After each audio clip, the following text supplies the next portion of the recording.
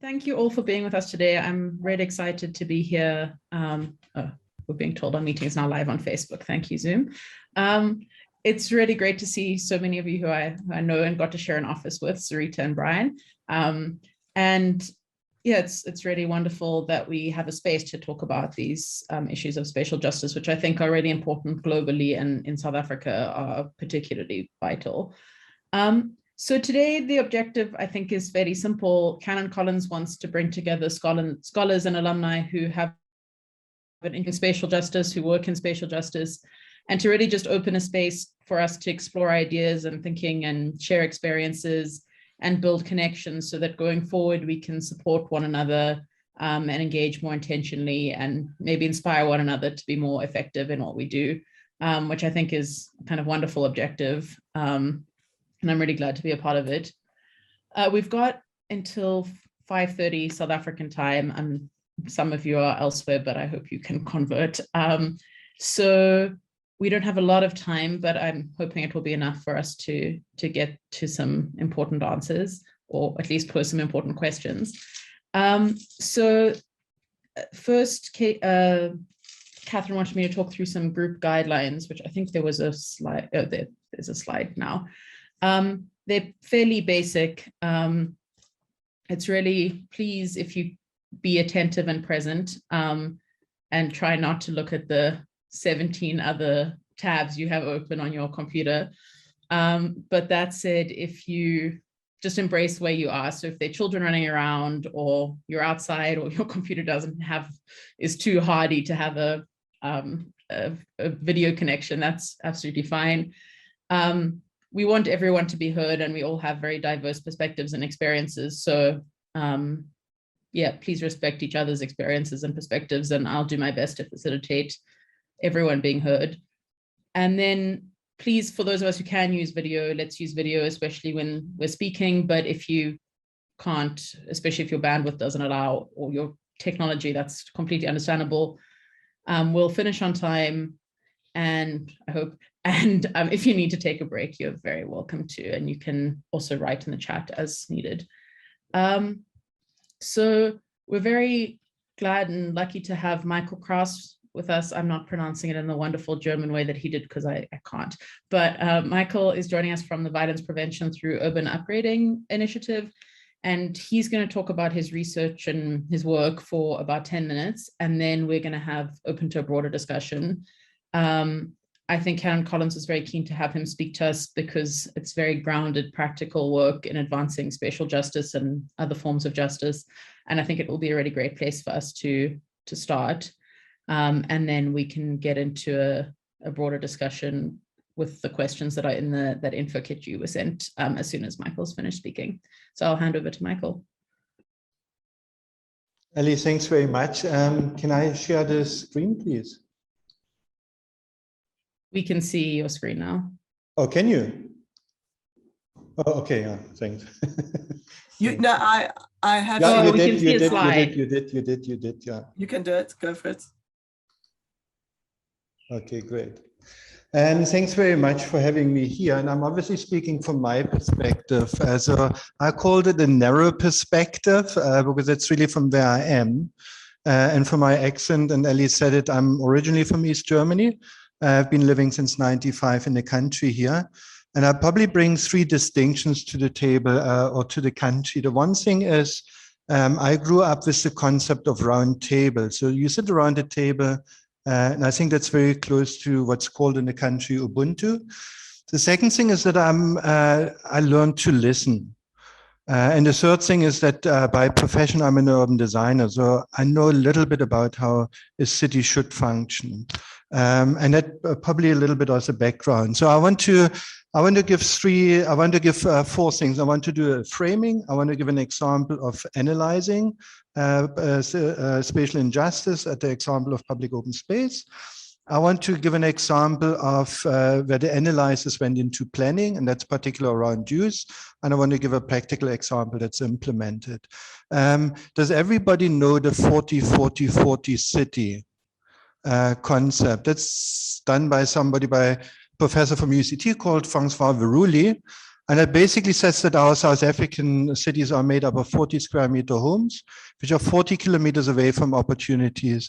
We need to use 40% of income for transport, and there's a 40% unemployment rate. And that's unfortunately the reality, and describes that spatial injustice quite frankly. For me, there's a couple of questions, two questions that arise. It's the mobility versus accessibility, and I will talk about that probably a little bit. And it's also the question on motorized transport versus walkability. If you're 40 kilometers away, you can't walk any longer. But those two questions, I find are still quite shallow. And from our perspective, we started to look a little bit deeper. And we started to look a little bit deeper into spaces and the legacy of apartheid. So apartheid basically brought us a very fractured society. And in violence prevention terms, we talk about something called structural violence, where the state basically exercises violence against the citizens. There's a lot of insecurity and fear, and it's probably because of the cultural violence, where you are under threat of violence because of your culture, because of your religion, because of your sexual orientation, and so forth. And we see often the high rates of contact crime and alcohol abuse, and that's what's seen as direct violence. And often people say we have high crime rates, but they forget about the culture and the structural violence. And that's, for me, the underpinning fundamental elements for spatial injustice. So it's the same space that you saw, and that's in Khayelitsha. Many of you have seen it, and it's really around negotiation. You can transform spaces in order to bring citizenship and pride and start finding common values between each other. A couple of slides, and then also if you look at the space in Harare, again in Khayelitsha, that can be transformed over time from a very hostile place into the place of embracing and a suburban node. It's all around, from our perspective, or from my perspective, it's all around social cohesion that we want to bring. And you can see a little bit of theory of the framing, those three types of violence: partially visible, and that's the direct violence, and partially invisible, and that's basically the culture and the institutions, or the structural violence. But I think it goes a little bit further from my perspective, and I think currently we're dealing with three divides. It's really myself with myself, and one could argue that is a spiritual divide. It is the social divide, myself with others, with the society around me, and more if you think about climate change and resource usage, or usage of sources, it's around the ecological divide. How do I, or we as a group, relate to nature? I don't want to go too much into, you can read it up later. As an organization, as VPOU, Violence Prevention Through Urban Upgrading, we came up with a particular strategy where we said there are certain things. If you do that on a neighborhood scale, and we're operating on the neighborhood scale, you can improve the quality of life of residents. And that's around prevention, that's around cohesion, that's around protection, and that's building evidence. And you can see there's a mixture of World Health Organization, the lifelong learning. There's a mixture of Latin America, particularly that working on social capital, which took root here as well, and around safe communities. That's obviously quite nicely linked to the SDGs. And South Africa is always top when it comes to policies. Currently, that's very much embraced in the white paper on safety and security, to have a very comprehensive and cohesive approach. So I want to give those three examples: POS, public open space, and let's take us straight into Nyanga. Some of you may know Nyanga. And what's important is there are certain guidelines, and it's fascinating to look at those guidelines and the spatial divide within the city. I think what's important here is the city's own guidelines. In essence, the city said every resident, every citizens of the city should have about 8 square meters per person of public open space, right? If you look at the metro, and it's the second box, you got about 28 square meters, thanks to our nature reserves here.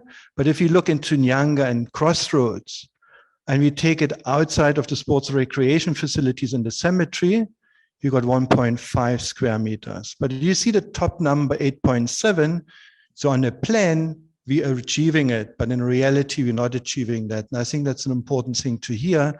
If you come from a perspective of compliance-driven, one can probably tick a box, but if you come from the perspective of quality of life, we're certainly missing the point. That's the reality, and the big green square, for those who know Nyanga, is the cemetery along the N2. If the cemetery wasn't there, we wouldn't meet the requirements. So you can say very clever apartheid planning, right? To meet a standard, but missing the point. So in reality, it is that we got 17% of what should be there is there, and it's purely analyzing a situation. We had the opportunity to make a couple of proposals, and that's basically a planning proposal. How can you, this very fractured and disconnected public open space, connect it and reclaim and connect it so that you make it more usable? And maybe a cemetery can be repurposed and becomes a recreational space over time. So for us, it was really expanding, binding, and activating, and you can see that. So enhancing, coming from a fractured to a more integrated element on neighborhood scale. That was a planning exercise, or really an analytical exercise. We then moved a little bit across the barriers and moved down to Menenberg. And the thing that was really interesting for us, and my colleague Sabina Favaro did her PhD about what is the situation of the educational space in Cape Town. And if you see those black dots, those are the high-performing schools. And if you look at it, and if you look at the areas of deprivation, those are all the red ones, you can see there's no match at all. In short, the high-performance schools are in the rich areas, and the poor areas are left behind. That's the reality. So if you look at Menenberg, there's a certain perception. There's a perception it's a no future area. It's a gang and crime area. The interesting part, if you do a little bit of analysis, is that the public areas, the public realm, are the high-risk areas. So basically, the state or the society or the city or whatever you want to say has given up the public domain, have given up the public space, and basically left it over to the gangs to look after it. So instead of being recreational, it's the areas of risk. With an exercise, community participation and co-design, we worked with the community and said, what is a visioning exercise? How would you like your community look like? And in particular, from the perspective of education, what's fascinating is that there is 11 schools and they're pretty much along one road. If you want to connect them, And that was the intervention that we proposed of a non-motorized transport route, basically a promenade, as we call it, that connects all the schools. Then you look at your NGOs, and they could become your activity spots, or we call them active boxes. Then you look after areas where the public should invest. Then you look at where are your transport interchanges and your invisible boundaries, where are your recreational areas. How can you break down the barrier between the African and the so-called colored community? And the last thing is where does safety come to the front? If you overlay all of that, you basically got your spatial development framework, or we called it a public investment framework, that actually became a contract, a covenant between the community structures, the city of Cape Town, provincial government. So it was possible to mobilize people around. The bad news is, as usual, the implementation lags behind, but at least we know where does it matter and what invisible boundaries, i.e. racial boundaries, do we need to push through.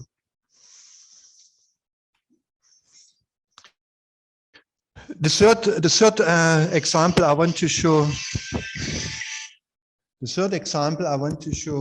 is around how can you pivot a crisis, and in particular case, the COVID crisis, which started really with a relief effort, putting out food parcels, etc., into an engine room for rebuilding economics and community economy. So we were very fortunate to work with 8 communities in the Cape Town context, and we provided, or we're still providing, support for about 20,000 people, 20,000 families for the last 12 months. And you can see the different stepping stones that we saw. It is a SPASA, it's a food voucher program, or rather a voucher program that focuses in particular on SPASA shops, so we embracing the local economy, that looks at early childhood development, the most vulnerable people in our society, that looks at pregnant women, nutrition so important, pre-birth. It looks at restarting the community gardens, supporting the most vulnerable with food kitchens, and then looking into technology. How can we put in Wi-Fi into an area of deprivation so that we work against this digital divide? Very simply done, and it's an intervention at scale that really brought benefit to the people. So we worked with about 3,000 pregnant women. We put up about 100 Wi-Fi hotspots in particular communities. We worked with about 250 food kitchens and 150 SPASA shops. As you can see, we brought real value, or we're still bringing real value of about 400,000 rand into the local economy per week into each of those 8 neighborhoods. So it is making a real difference from an economic perspective, but also from a perspective of transformation, because you're targeting the low-income communities.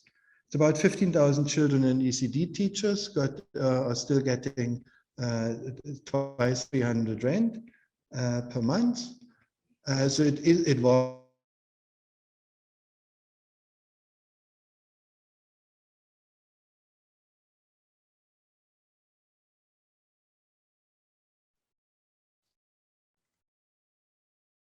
I think we've lost Michael. Michael, are you there?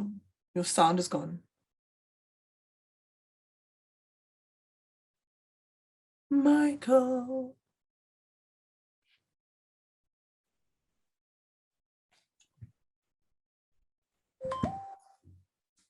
Michael? I mean, I feel like I can hear someone.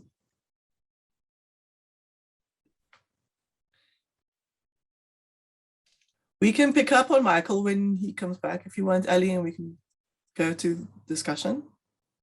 I mean, he might try re-enter immediately. Okay. Let's have a look. Otherwise, if he's not, then we can start our discussion.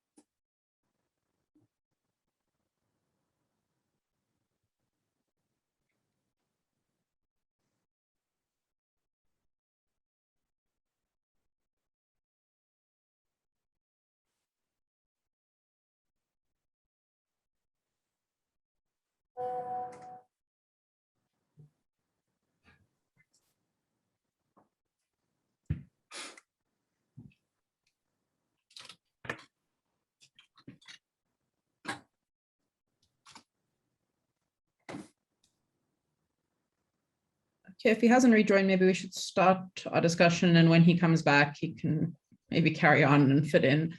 I think he gave us a lot to think about, even though he got cut off. So I don't know if, Nia, if you can put up the questions, our main questions for today, that slide. They're also in the, thank you, in the handout that was sent around. So based on the feedback we got from participants, we drew up these kind of 4 questions to guide our discussion today, but really we can kind of go anywhere we like. The first, I thought it might be nice to just get on the same page about what is spatial injustice and what are the implications in South African cities. Then I know we've got a lot of lawyers / people interested in the law in the room, and in South Africa, I think the law has played a particularly important role in achieving or perhaps not achieving greater levels of spatial justice. So I think the one question there was, what role has the law and litigation in particular played in attaining greater spatial justice in South African cities, and what are the limitations of this approach? And then a lot of you do work on the kind of everyday practices through which people contend with spatial injustice issues. So I thought we could discuss those. and then what would spatial justice look like and how would we get there? But I think perhaps given Michael's provocations, we could start with, so he gave us the 40, 40, 40, 40, 40, 40 kind of analogy for understanding South African cities, which I think speaks very well to some of the spatial injustice implications. But I was wondering if anyone had any other thoughts on the implications on either what spatial justice looks like in South African cities or what the implications are that you've seen in your work. Although Michael's just joined us again, so maybe we should go back to him and then come to that question. Michael, are you online? Do you hear us? I'm back, yeah, it's fine. We lost you. Yeah, no, I got kicked out. Maybe I said something wrong. Big Brother's watching us. Are you allowing me to carry on? Sorry. Yes, please carry on. Okay, sorry, so you probably lost me here. That's basically what it shows is the ECDs, the early childhood development centers in a particular area, and the number of vouchers that we distributed. So the value that we brought into the community. We did a little bit of food gardening, and what we are particularly excited is about bridging the digital divide. So how can you do spatial justice by providing that accessibility that I was talking about? It's either mobility or accessibility. So if people can access opportunities in their home, much better than traveling around the city for 40% of their salary or their income. So those were Wi-Fi hotspots before the COVID crisis, and that's basically what we pushed up. We connected each ECD plus hopping stones in a community Wi-Fi, which obviously allows us now the digital learning for the kids, as well as community talking to each other. What I wanted to, this is just some numbers of users on a monthly basis. You can see it's growing. We're working in 3 communities, Gugulethu and Khayelitsha, Harare, Mawabisi Park. We reached about 20,000 users per month right now, and it's growing. I just wanted to come back to the opening slide. Is what are we trying to achieve? What are we trying to bridge basically? Is it a conflict with ourselves? Is it the social context? Or is it the context now in light of climate change around the ecological divide? And from our side is really what we're trying to push is a systemic approach that looks at urban inclusion, and it really starts with listening and works towards a negotiated development, where we start like with the Wi-Fi small, we prototype and then we are able to scale it in order to have an impact. Thanks very much, and apologies for the interruption.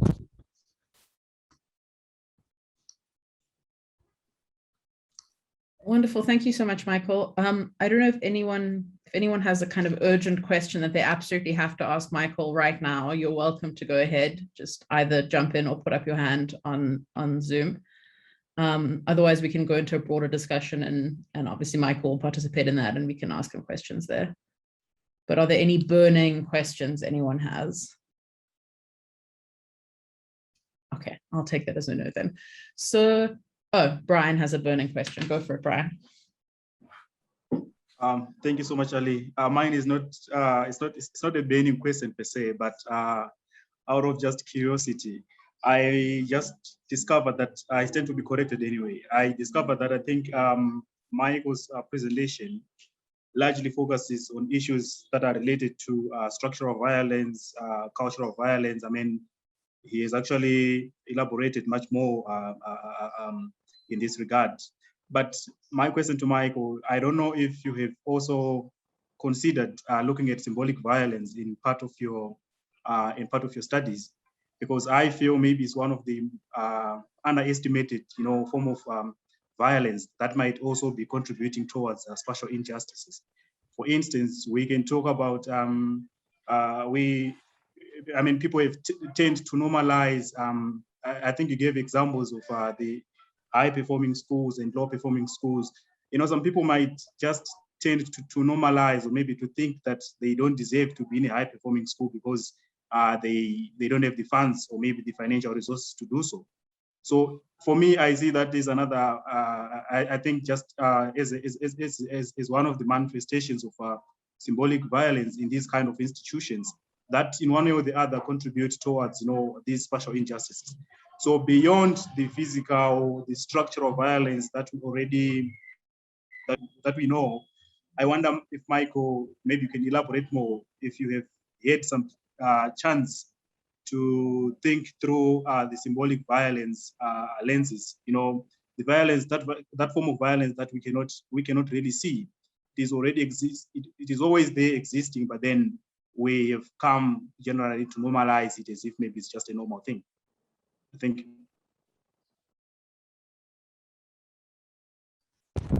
Want me to go?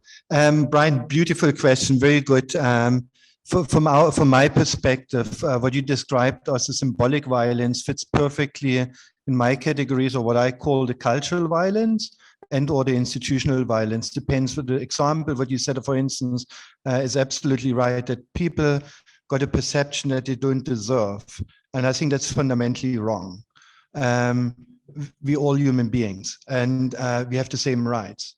And I think that's enshrined in the constitution here in South Africa. In other parts of the world, it's enshrined differently, but we're all equal as human beings. And therefore, that is an institutional violence, because the state does not give you the opportunity, or it is a cultural violence because of your background and where you live. You are basically deprived of opportunities. So yours, what you frame as symbolic violence is embedded, and that's exactly what we're trying to mobilize against, and say there are no two different standards in one side of the city and in the other side of the city. So, for instance, one of the things that we say, we use the same building materials, if not higher spec building materials in low-income communities than in the waterfront. And that was a big fight with the public sector, who basically says, no, we can go for substandard materials. And that's a big debate. And I think we need to think about that, have better and higher value public open spaces in the low income communities, because they need to be rough and tough. There's a higher usage than in your affluent areas. Sorry.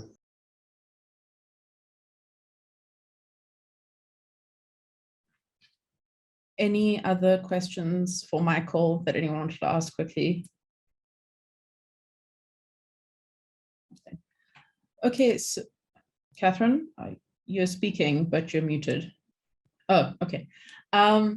So then I thought perhaps, since Michael gave us this really great, I think, analysis of what spatial injustice looks like in these particular communities in Cape Town, and kind of more broadly in South African cities.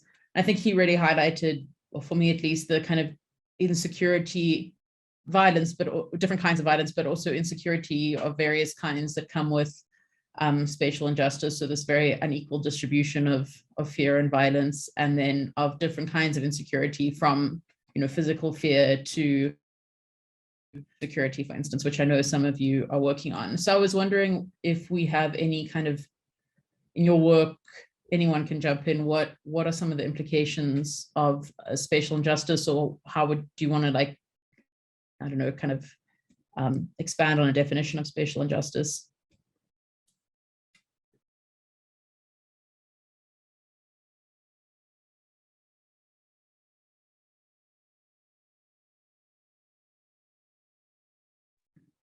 Okay, I'm happy to go ahead and start the conversation. Those are big questions, and I think for me, I think there's also a peculiarity around often focusing on Cape Town as our example of spatial injustice. I think it's probably one of the most stark examples of spatial injustice in the South African context, but I think a lot of the many of the other cities, whether the large metros or smaller towns, I think have an experience that is quite different to Cape Town. So I think just from that, I think there's really a space for us to expand our understandings of spatial injustice to small towns, to to smaller. So yeah, I think that's something that I would be intrigued to hear what people's thoughts are, but also about how spatial injustice has been not only entrenched in the post-apartheid period, so existing patterns entrenched, but how new forms of development, whether those are Baldwin type developments or other things, are creating another form of spatial injustice that we perhaps need to think about in a different way. So that's something I just wanted to add. Romeo, go ahead. Yeah, thank you so much, Michael, for such an incisive sharing. So for me, I think it made me to think more about the experiences in informal settlements, not only in South Africa and Cape Town, but in cities of the Global South, where spatial injustices manifest itself through lack of access to basic services, be it water, sewer, housing, and whatever. But what is particularly interesting for me is how the practices of the ordinary in building their own houses, connecting to infrastructure, is not recognized as a legitimate site of both knowledge and practice. And for me, that negation of the agency of ordinary people should be included in a broader definition of what it means to experience spatial injustice. So for me, that was interesting.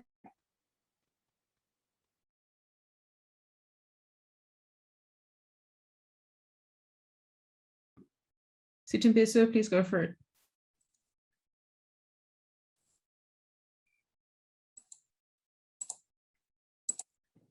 Thank you, program facilitator. I think for me, as I've already indicated from other colleagues, that I work closely in housing.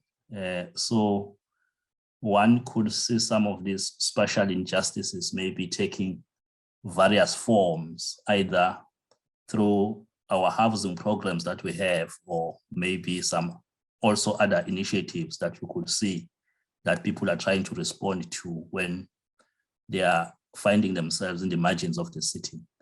More particularly in a formal level, the issue around this marginalized formalization, where you could see that those who, the low-income people, they found themselves maybe being excluded, more particularly in the city.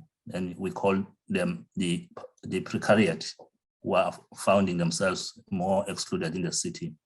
But also at the same time, we are also experiencing some of these injustices, more particularly where you'll find, I normally define this as the so-called participatory exclusion, more particularly where you find that there are different social classes who are affected, more particularly by these injustices then, who now they found themselves voluntarily taking themselves out of the city. I know from the broader literature on peri-urbanization, then there's always an argument that there's an agence somehow of those people or the low-income people.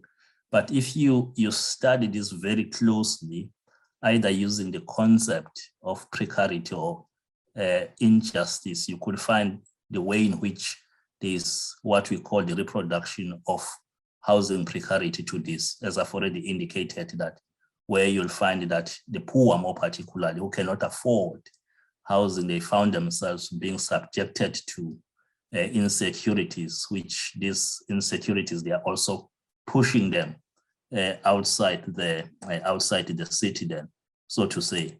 But there's also within these injustices, also at the same time, you could also experience what we call the racial geographies of either affordable housing and so forth. The question is, what happens then? You'll find that those who may be defined as a class who may be entering the housing market, sometimes they find themselves being subjected to various tactics, but also at the same time being excluded, more particularly in the city. So I'm sure that those who are exposed to housing, then they will know how then the first generation of middle class somehow are also defending themselves within the city, which somehow also exclude those who are subjected to some of these challenges. Let me just stop there for now, but there are some of these things which you may find that these injustices are being experienced, even though maybe through some of these other initiatives where we find that people are finding themselves in what we call the insecurity of tenure, placing themselves in some of those informal settings then. Thank you. Tinashe, do you want to jump straight in? Yes, thank you. Thank you so much for an interesting talk. And I'd just like to pick up on the idea of the connection between spatial injustice and how it emanates in various other issues. I think as mentioned by Romeo, for example, it could be like the transport systems or access to resources.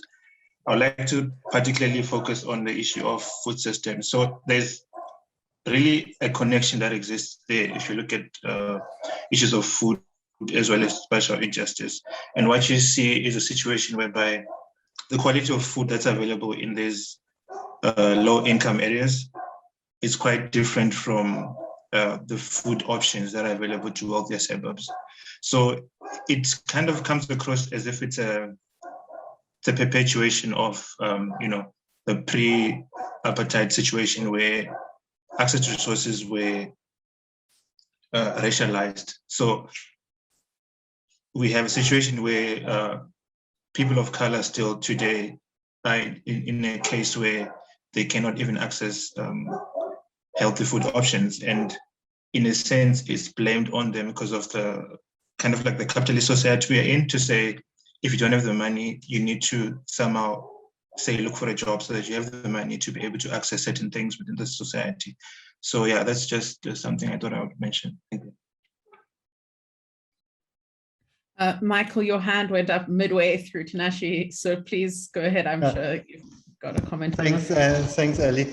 Tinashe, I think you are spot on. That's a very, very valid point. And just to emphasize your argument or your hypothesis even further, pre-COVID, if you looked at the food gardens in low-income communities, they were actually export-orientated, exporting out of the communities into the affluent parts, into the en vogue restaurants.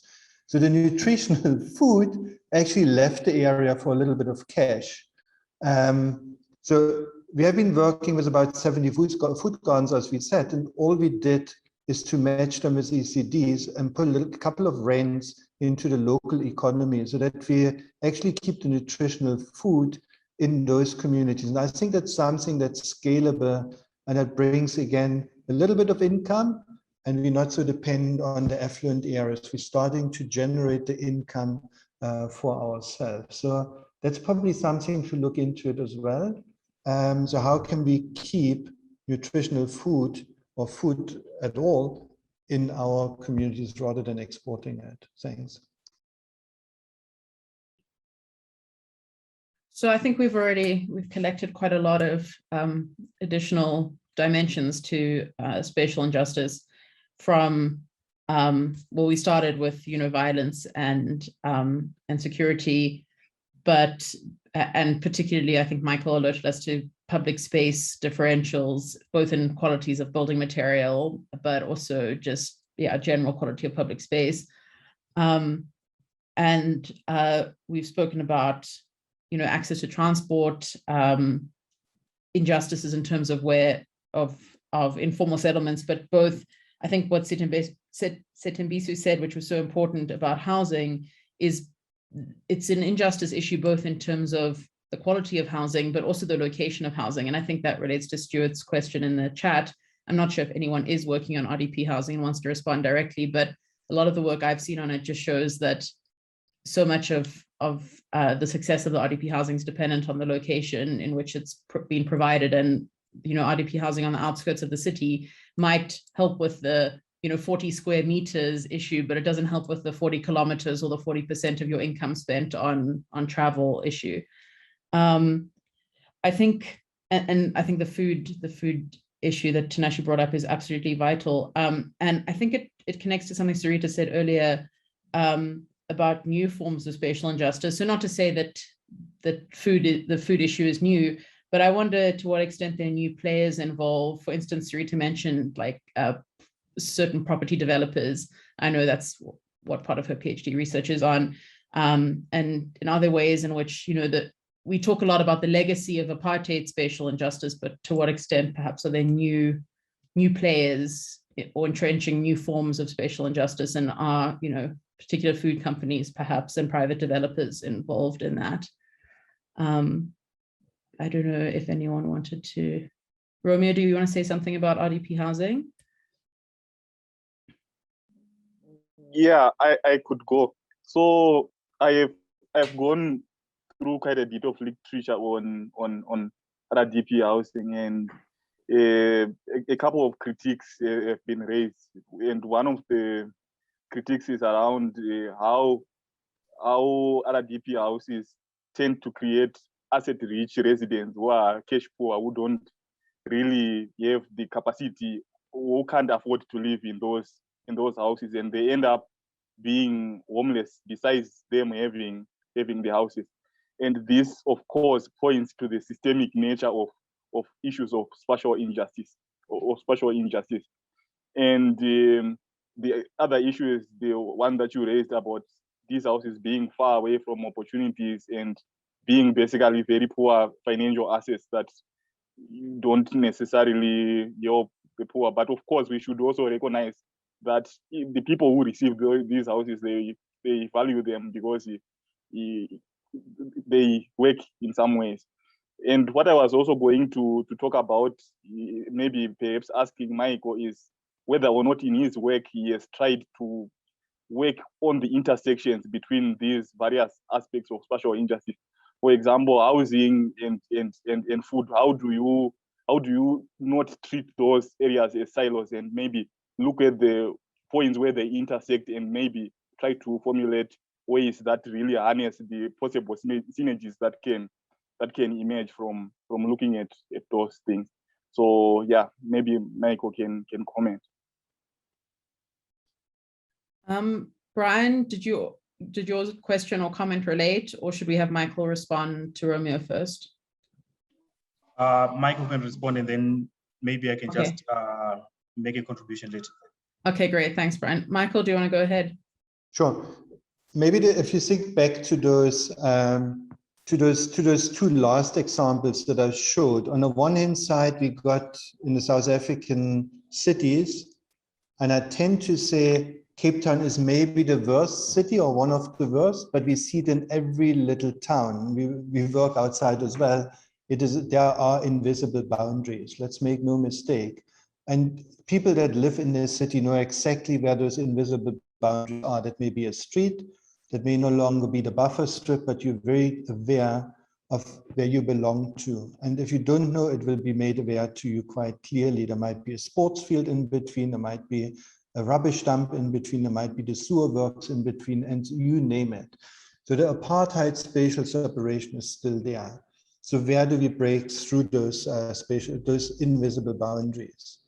And it's extremely difficult, even between Yanga or Guguletu and Menenberg. There's no appetite. There's no appetite from the public sector to actually cut through those invisible boundaries. So that's the one thing I want to say. Where do they intersect? So there's obviously a lot of talk about transport-oriented development, and so where are the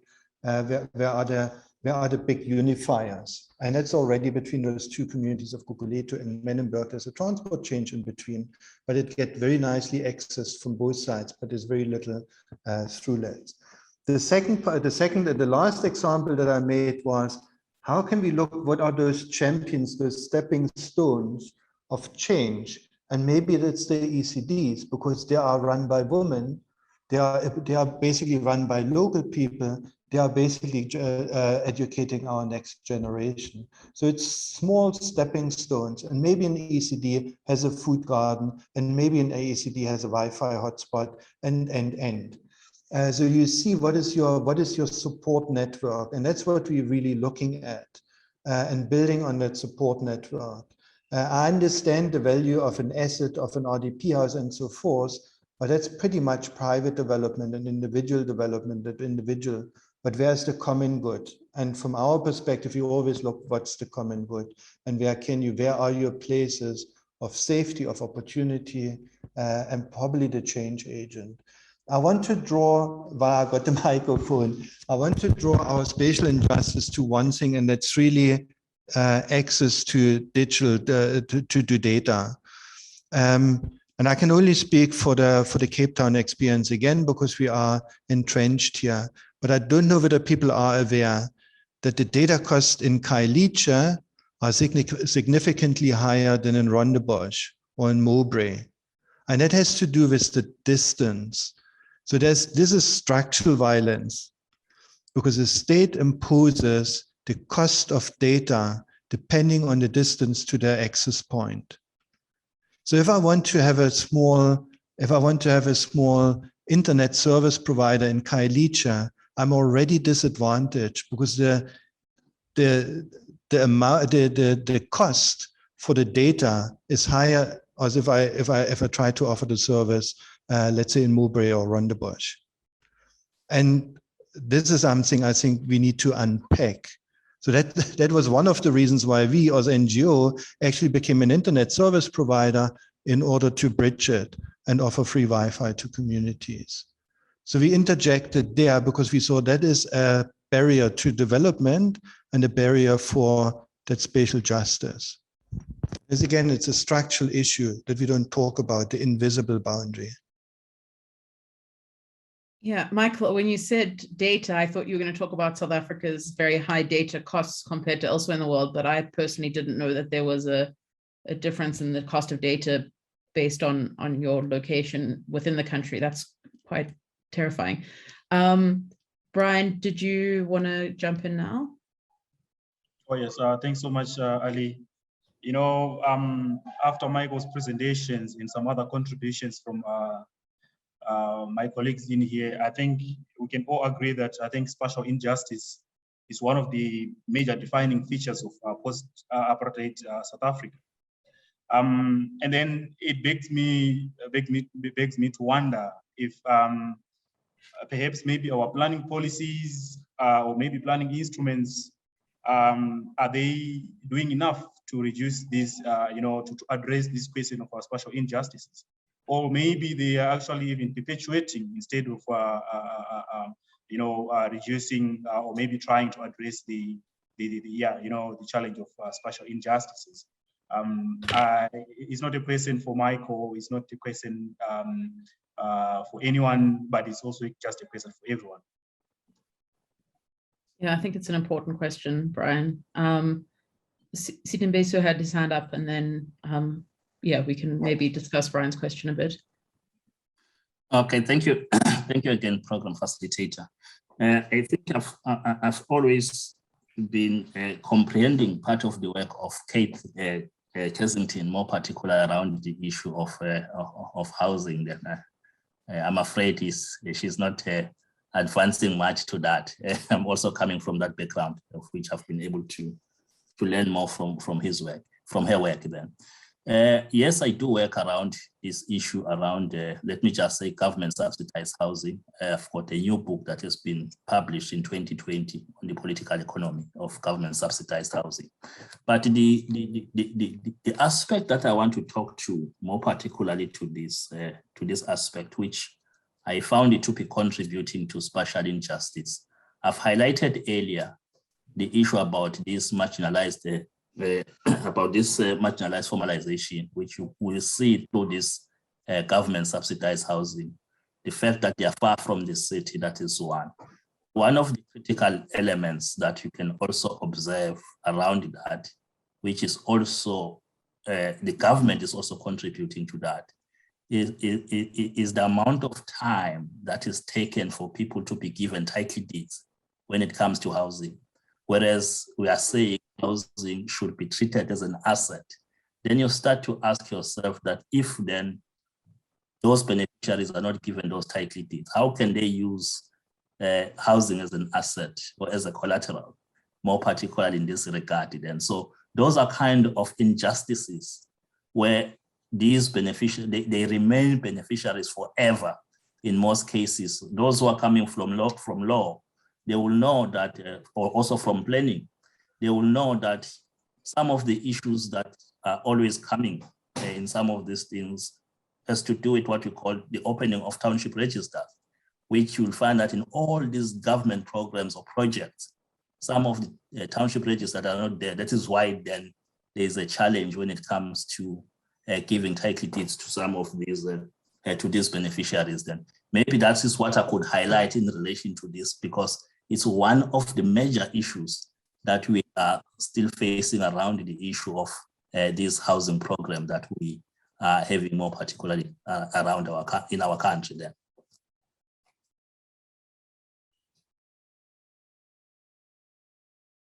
I muted myself and then forgot to unmute myself. Thanks so much for that comment. Sharita, I'm very happy to see you have your hand up, because I was going to pick on you and maybe Kate and ask you to talk to us a little bit about the law and litigation. And I know your comment on the in response to Catherine on the info sheet was about perhaps some of the limitations of the litigious approach we've taken, and a kind of provocation about party politics. So obviously, please go ahead with whatever you were going to say. But if you want to touch on that, I would be very grateful, because I was very interested in your provocation. Thanks, Ellie. I don't want to dwell too much on the litigation aspect. Safe to say that we all know that it is extremely expensive, time-consuming, and obviously we run into the problem of implementation, even when we do manage to secure an order or a judgment, and which is very difficult, to explain to clients and constituencies. And which is why I actually raised the issue of perhaps there may be another way of thinking about this, so that we can actually see some kind of change. I see there's somebody giving me silent instructions here, which I'm conforming to. Okay, the issue of party politics and how that influences local government planning and implementation of spatial justice policies and programs. We see that particularly in KZN, because obviously we have strong ANC, but equally strong and vocal IFP constituencies amongst other small parties. And one, you can't help but ask yourself the question, we want to actually see change in some way that is evident, right? In other words, with dignity, health in our environments. So whether the element of that kind of education to enhance public participation with sounder knowledge that can actually enable participation that brings about local government decision, budget allocations that are reflective of what SPLUMA actually envisages and promises. Because at the cold face, when you have large communities consulting with you, it's very difficult to rely just on the law and policy solely, as we are finding very often. And I think that the elephant in the room very often is the fact of party politics, and of course, the very ulterior motives of corruption, where decisions around local government spending are not so much attracted to public participation processes, which may have very worthy projects that could be implemented, but financial gain. Any kind of audit actually reveals that, and it's something that we need to start engaging with as legal activists and as social activists as well. The other aspect, building on what Sitembiso said, I found very interesting is whether RDP can automatically be associated with, or RDP housing automatically associated with security of tenure. Because we are also finding similarly that actually the costs of ownership are actually too onerous for many of our client constituencies, leading us to explore whether there are alternative forms of tenure that may be more realistic and suitable for the client constituencies that we represent. We're finding that also in the realm of sectional title schemes in social housing, that actually security of tenure is weakened considerably because of the attendant costs that are visited by the sectional title framework on social housing recipients. And we all know that actually once they lose that homes, those homes, it's almost impossible to be placed on a list again. They are rendered homeless almost in perpetuity. So these are just comments that I wanted to make. Thank you very much. Thanks, Sharita. Kate, I think jump in now if you'd like to.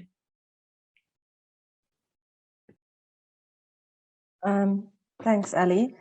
Yeah, I think the discussion is really interesting, and I feel like on the issue of sort of law and litigation, everything that Sharita raised, I would agree with. I think the key question is around sort of how are we building the kind of, especially at the local level in the local state, how are we building the kind of capacity and sort of creative capacity to deal with these issues, because I think a lot of the way in which and you'll hear this from officials themselves within local government, it's very difficult to do things differently. There's very much a compliance culture that is entrenched, as well as obviously corruption and other things. But you know, trying to sort of change institutionally the organizations that are there to do this, I think is really important. And I think there's examples of where with litigation there's been you know, an ability to sort of move into that kind of terrain, working with officials, thinking sort of, you know, more solutions orientated type of work. And I think that's what we need to look at. A lot of the litigation is often defensive, and it sort of gets to a point. And I think that is important, because we see in cities that the sort of law and order, law enforcement approach is very much often the main kind of approach to these issues. So you're dealing with that, which is sort of rolled out, as opposed to the structural reasons why people, for example, are having to, you know, trade on the street or whatever, where there's other things that are going on, where there's informal structures that are being built on land.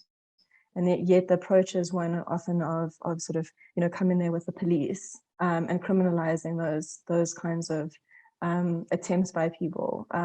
So I think, yeah, I think it's important to look at the state, the local state, look at local governments, and think about things around participation, how we discuss trade-offs, how we talk about what we want to see, you know, going forward in cities, and think about how we do it. And the role of the interaction between civil society as well as officials in government. Thanks, Kate. Rongedzaya, you had your hand up. Thank you so much, Ali. I was speaking with my mic on mute. Thank you so much for the opportunity, and also for bringing us together for this conversation. It's quite an intriguing conversation. And I was following up with enthusiasm, but I wish to raise two points that in my belief, I think is one of the challenges. And the other one relates to the kind of research that I'm exploring to really see where we can bring the law. And from a legal perspective, being a lawyer, I'm looking at how the law plays a role. But in looking at how the law plays a role in dealing with social injustice, you then realize that one of the biggest challenges is that we seem to have so many disciplines looking at social injustices in silo. So you have disintegrated disciplines. So you have urban studies working on some focus in areas of sociology, geography, law, and we are all focusing on what we believe is the problem. And I believe that the problem is the isolation. The problem is the lack of coordination. And if we may think around how to bring interdisciplinary research, multi-sectoral coordination and approaches to how we look at, for instance, housing. So you look at housing, and it's one of the key issues that is coming up in this discussion.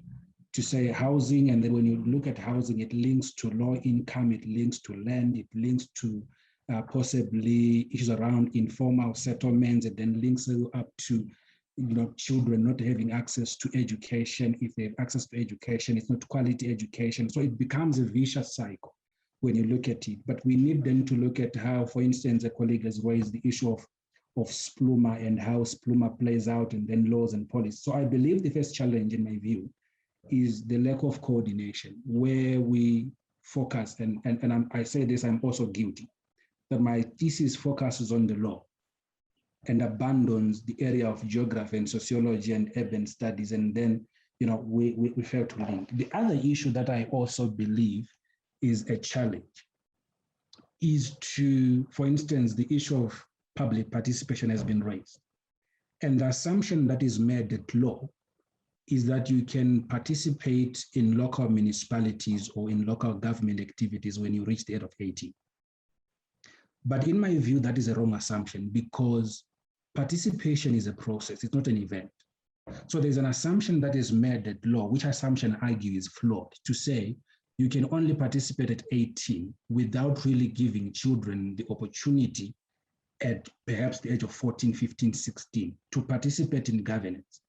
And in my view, participation is a process that gets better with understanding, with information. And that's why you see that around elections, people don't really understand what is it that they're doing.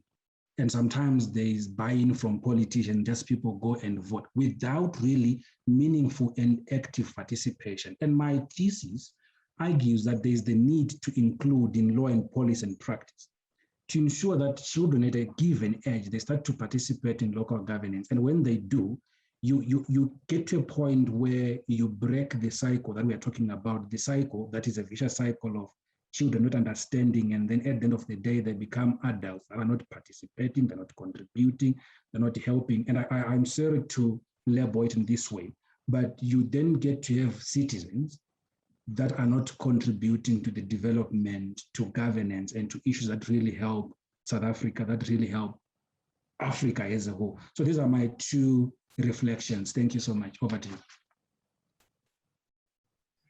Thank you so much. I know a lot of people are working, or it seemed based on the flyer, a lot of people are working on childhood development related issues. So if anyone wants to jump in on particularly spatial justice or injustice for children, I think that could be really interesting. One thing I wanted to add quickly, based on what you've just said, is I think the criticism of academia is very well taken.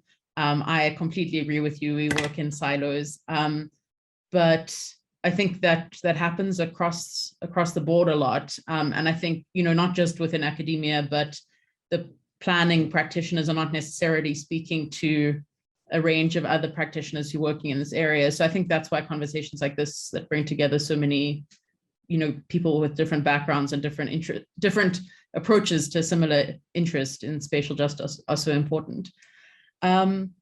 So we've only got about 5 or 7 minutes before we need to move to our kind of closing discussion.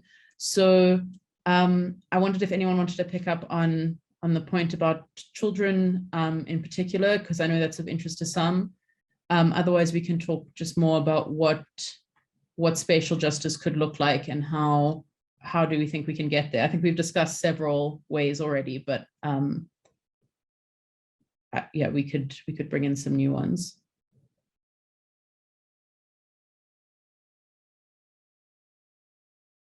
Okay, so transit-oriented developments come up a few times as one way. That seems to be one way that particularly local governments are trying to minimize this transport, the kind of housing jobs mismatch. We've spoken about the importance of affordable, well-located housing, but there's also, as Sharita mentioned and others, the challenges around home ownership, perhaps the onerous costs of sectional titles. So I think housing is a very complex area here, but definitely one way potentially to bring about greater spatial justice. Spoken about capacity building in local government and greater participation. There's something Sarita mentioned right at the beginning about, she kind of dropped in private developers and new forms of spatial injustice, which I think kind of finding ways to combat those new forms is also really important. And I know a lot of you are doing work in different ways to try and combat spatial injustice. So what do we think spatial justice could look like? And are there any levers that we haven't yet mentioned or that we have that we could use to achieve greater spatial justice?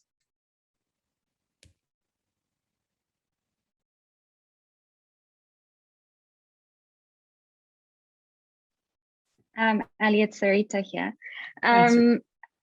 I think, just generally, just thinking about the point that Kate made, and I think also Sharita made, and that has been made by others too, around the importance of local government and the kind of role of people in their neighborhoods in influencing decisions, and the point you just raised about transit-oriented development.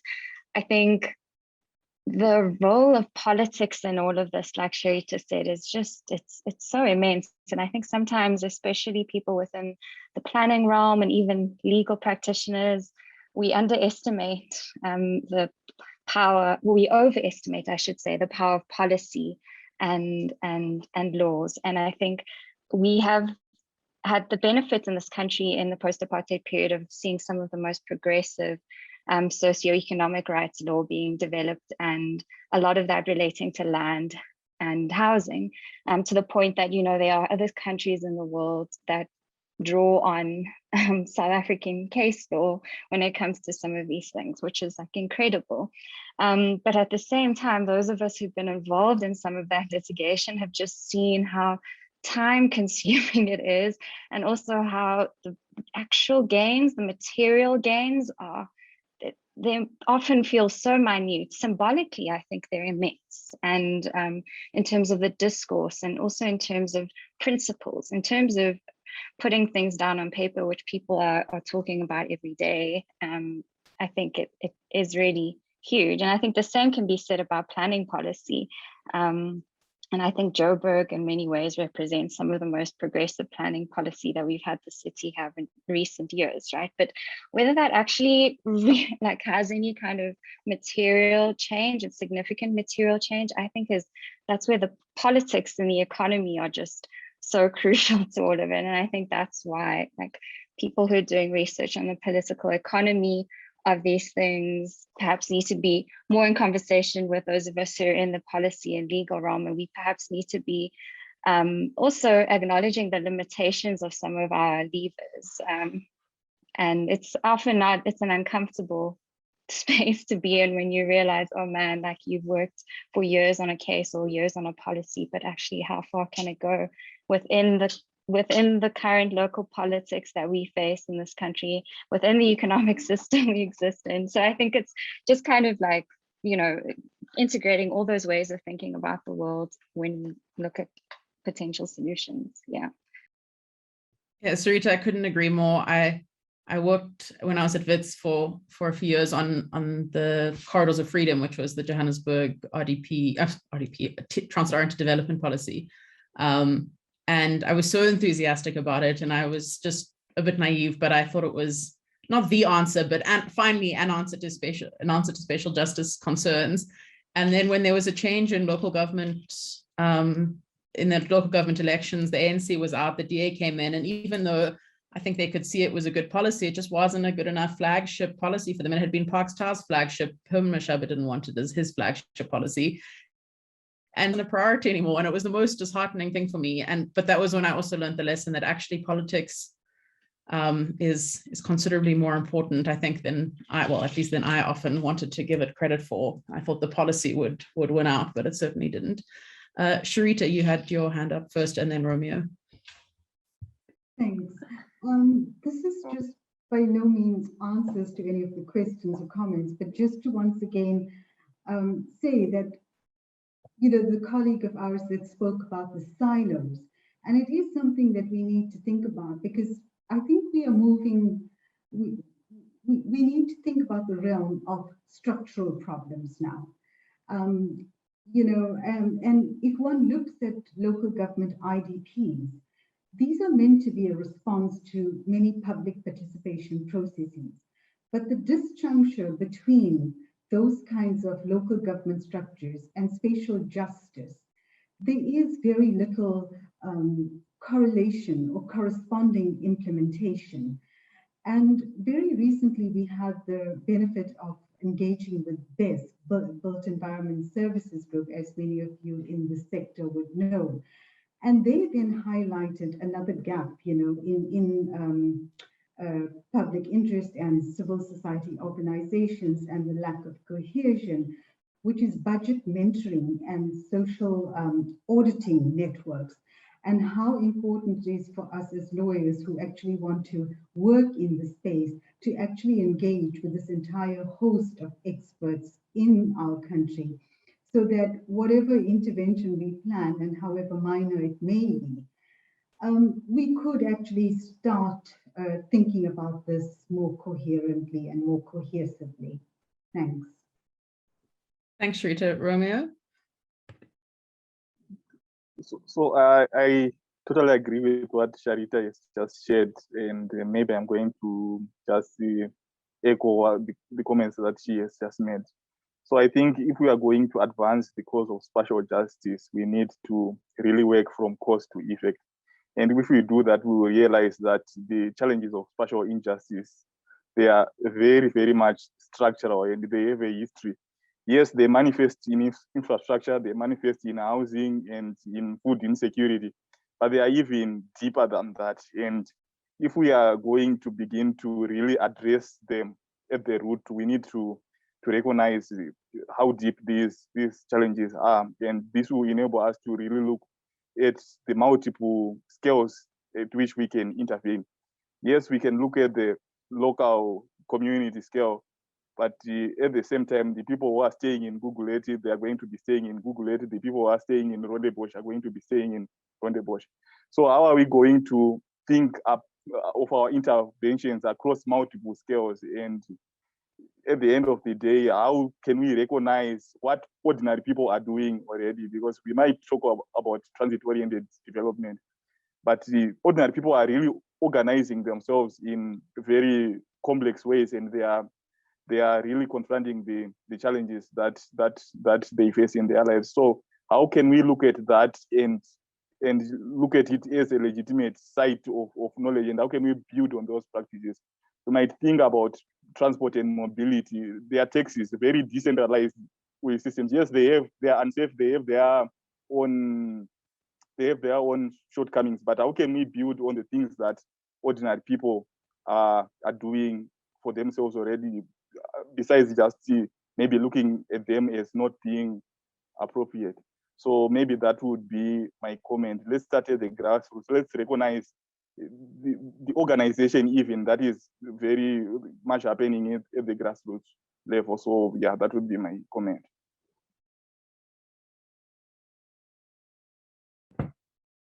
Thanks, Remy. I think that's so important. I know I personally often, when I analyze structural problems, get debilitated by their size and, you know, kind of intractability. But I think in terms of, you know, focusing on various scales of intervention, and I think it's what everyone here is doing in their work, is kind of focusing on the site or scale in which you can, you know, have an influence.